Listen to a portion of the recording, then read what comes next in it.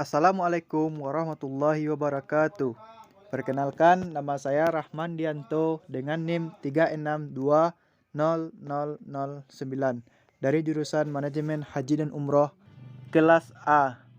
Baiklah, tujuan membuat video ini yaitu untuk memenuhi tugas mata kuliah Manajemen Strategik yang diampu oleh dosen Bapak Rusdi Fauzan. Baiklah, di sini saya akan menjelaskan tentang peternakan ikan nila di Desa Tokoduku Bisati, Kecamatan Tujuh Koto, Sungai Saria, Kabupaten Padang Pariaman. Sebelum itu, saya akan menjelaskan tentang sejarah ikan nila. Ikan nila merupakan ikan jenis air tawar yang bisa menjadi peliharaan sekaligus budidaya ikan di Indonesia. Adapun nama ilmiah dari ikan nila adalah Oryctromis niloticus, di mana dalam bahasa Inggris dikenal sebagai nila tilapia. Sampai saat ini, ikan nila sudah tersebar ke berbagai negara di 5 benua yang beriklim tropis dan subtropis.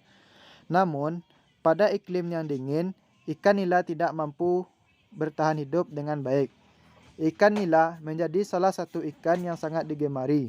Selain rasa dagingnya yang enak dan lembut, harganya juga cukup terjangkau. Menariknya lagi, ikan nila mengandung banyak protein yang bagus untuk kesehatan tubuh manusia. Ikan nila mulai menyebar pada tahun 1960 oleh Direktorat Jenderal Perikanan setelah dilakukannya observasi dan penelitian di tahun tersebut.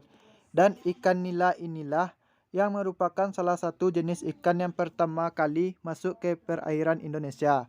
Pada awalnya, ikan nila di Indonesia merupakan ikan nila jenis Mosambica yang berkembang dengan pesat. Namun, karena ukurannya terlalu kecil, maka seiring waktu ikan ini tergantikan dengan nila tilapia. Pada tahun 1969, ikan nila mulai datang dan tersebar di Danau Tempe, Sulawesi Selatan. Kemudian, ada beberapa lembaga riset yang mendatangkan ikan nila tilapia.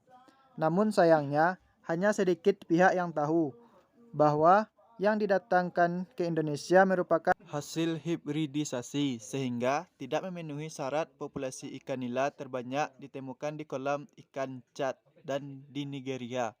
Kemudian, ikan nila disebarluaskan ke berbagai daerah seperti benua Asia, Australia, Amerika, dan Eropa.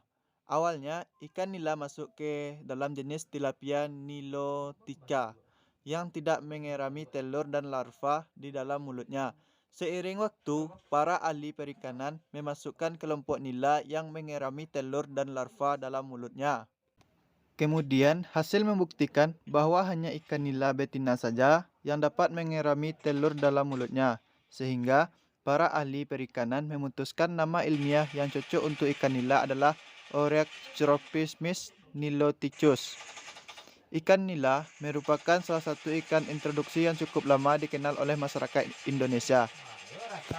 Pertama kali, ikan nila didatangkan ke Indonesia dari Taiwan pada tahun 1969. Ikan nila merupakan ikan yang banyak diminati oleh masyarakat Indonesia sebagai sumber protein hewani.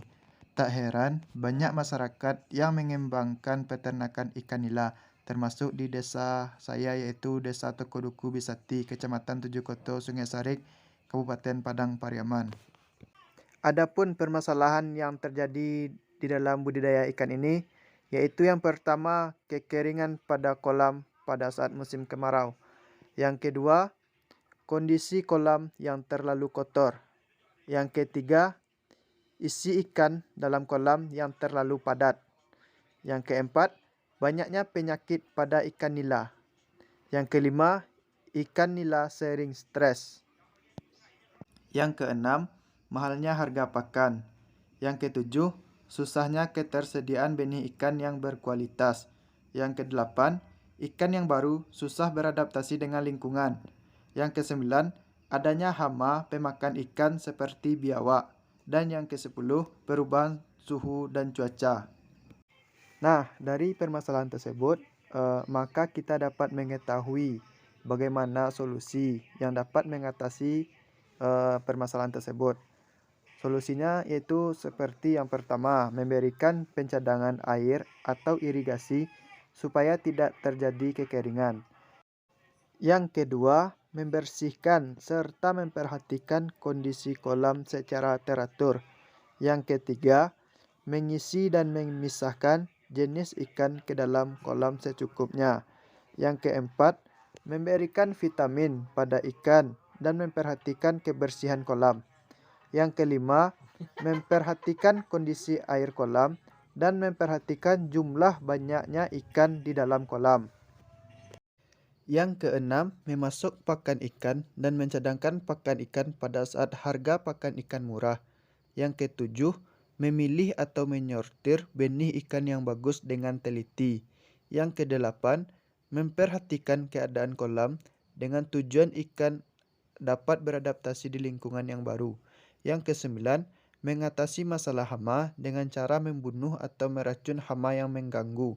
Yang kesepuluh, menggunakan vitamin dan probiotik dengan tujuan agar ikan tahan akan perubahan cuaca dan iklim.